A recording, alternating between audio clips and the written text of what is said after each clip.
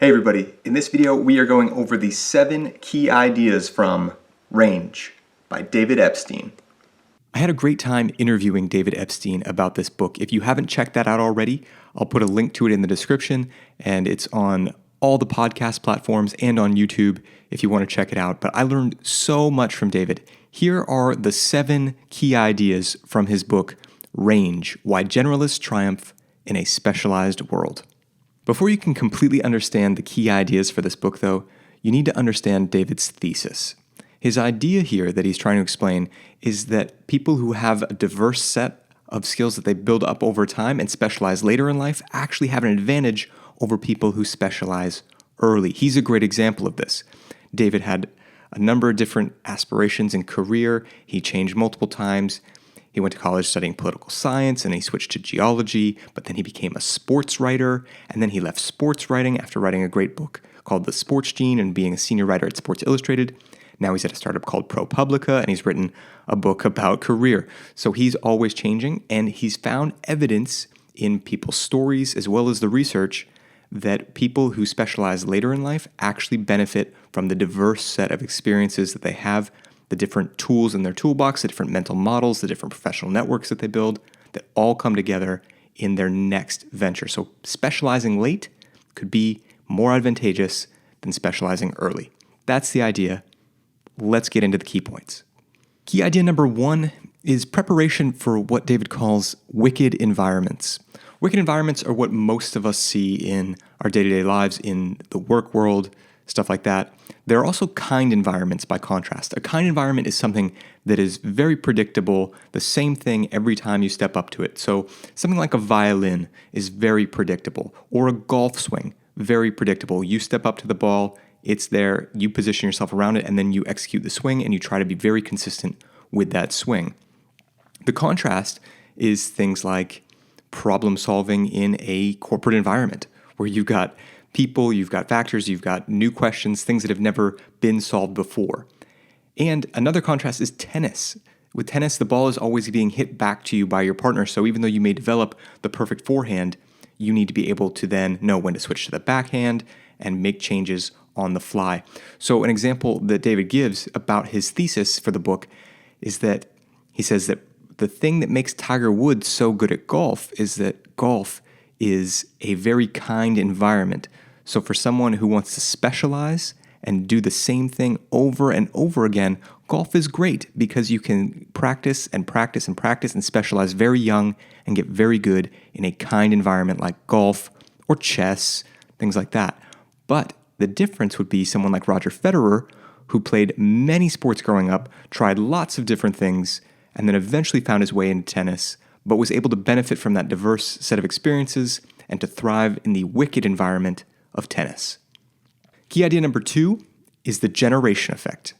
When you come from a different background, when you don't have all of the rules for a situation, that forces you to actually come up with your own ideas and bring something to the table. David cites an example in the book of math students who are given a very specific way to solve a problem. And they're given a set of rules. And then what they're doing is just consistently, again and again, applying those rules.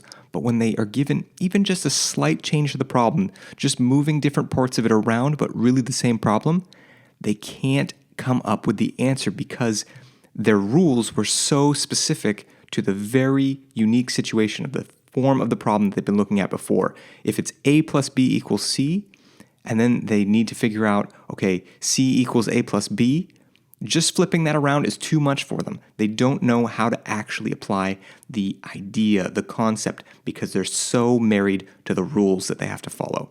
But when you have your own background and you can come up with solutions from different angles, when you are a generalist who brings your unique skills to the table, then you have an advantage and you will generate your own problem solving. You will generate an answer from your experience. Key idea number 3 is that too much specialization can lead to perverse conclusions. Here's an example. Let's say you look at a data set of NBA basketball players. And if you were to look at who is most skilled and correlate that against different variables, you'd find that the shorter players are more skilled. But you wouldn't want to extrapolate that out. You wouldn't want to say, okay, well, I guess to be a great basketball player, you need to be short. That's not the kind of conclusion that's valuable to you. That's a perverse conclusion. The same thing could happen to you in your career. If you are just doing one type of job, you make widgets, and you've been making widgets for a decade, and then you move into management of making widgets, and you find, oh man, I'm not really enjoying this. Then you could just conclude, well, oh man, management just isn't for me. But it could be any number of things. That's your one experience in this one field. You might find that you love managing people in a different environment, in a different company, with different coworkers, that there's just something about your one situation that you're extrapolating out to all situations of management. So too much focus, too much specialization can give you these perverse conclusions. Key idea number 4 is match quality, something we discussed at length in the interview with David. And the idea with match quality is that you wouldn't go into, say, getting married by just trying to meet your spouse by the time you're 17 and figure out, okay, it's going to be this person and just stay with them forever. You would date, you would try other people, you would get to know people, and you would have sort of a sampling period. That's the phrase that David used to talk about career. You have a sampling period. You try on different things. You do internships. You study different courses in college. You keep exposing yourself to different things. And this can be an ongoing process throughout your career. You can still be sampling when you're 40 or 50 or 60. Looking for match quality throughout your career is a great strategy because it's been found that people who have good match quality, people who find work that suits them well and suits their interests, that match quality starts to look like other things. It starts to take on the other metrics of success and grit. People who have good match quality tend to do better in their work. So keep looking for match quality. If you thought you found it 10 years ago, but now your job isn't right for you, keep looking. Maybe you make a career change, or maybe you take a different position within your organization. All of these things in pursuit of match quality will serve you in the long run. Key idea number 5 is the beginner's mind. This is a Zen concept that David came across, but it's very important to understand because when you approach a problem that you've approached something similar before, you bring all your biases and all your past experiences, and this can actually hinder you. If you approach something with a beginner's mind, with a sense that you're going in with fresh eyes, that can serve you and you can actually come up with better solutions, things you haven't seen before, things that are innovative, things that are new. There are people who cultivate this in their lives, who try to continually approach things with a beginner's mind. David calls them deliberate amateurs. He has a whole chapter devoted to these people, and what they do is amazing. Bring this to your own work, and it's really a sign of mastery. If you've read Robert Greene's book, Mastery, he talks about how when people reach a point of very, very high success in their career, some of the best things that they can do to truly become masters are to go into situations with that beginner's mind, with this sense that things are new, or to push themselves and try to push out onto the edges of the field to test themselves and press their own boundaries so they keep feeling like things are new and get to keep approaching things with a beginner's mind. Idea number 6 is that we're covering galaxies.